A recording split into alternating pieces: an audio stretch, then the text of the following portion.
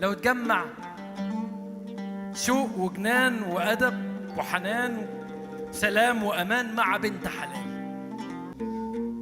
قابلتك بعدها ولقيت الحب بشكل جديد خالص.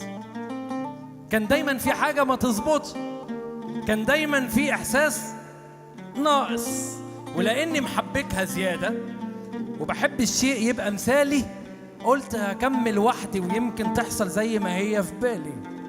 أول ما قابلتك بالصدفة قلت تعالى، قلت تعالي، شرفتي حياتي ونورتي وحجزتي مكان ودخلت الدنيا وغيرتي في عيني الألوان. بالظبط اللي أنا عاوزه لقيته، واحدة تكون للواحد بيته، وقابلني جنانك حبيته، ودي مش شخصيتي ولا طباعي. سميت أيامي بلا وجودك أيام متعادة وبلا داعي. حبيتك ليه وده برضو كلام، يا نصيب الحلو يا فرح الخام. دي أول مرة أكرر شيء والآن أصبت، لو شافوا الرسمة اللي رسمها تطلعي بالظبط. أيوة بحبك ومفيش أسباب، دنيتي قبلك مكتوبة غياب. مرتاح لك وكأني اتربيت أنا وانت في بيت والباب في الباب، وكفاية انك قبل عيوبي وانا في عيوب علشان هتساب.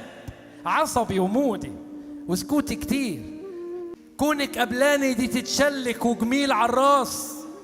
وانا والله بحبك واعمل عين الحراس، اوعدك ان انا عمري ما اخون الوعد المقطوع.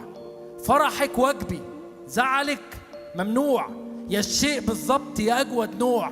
هتكوني تملي في تفكيري صلب الموضوع، وافضل بحميكي من الدنيا واخد ضرباتها وانا مكانك.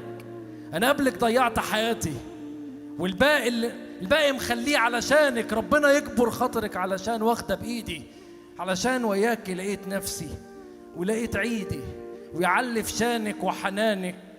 واذا قالوا الناس انت تزيدي، يا شعاع النور، يا غطايا من الايام البور، يا حموله ومرضيه بشيلتك تفضل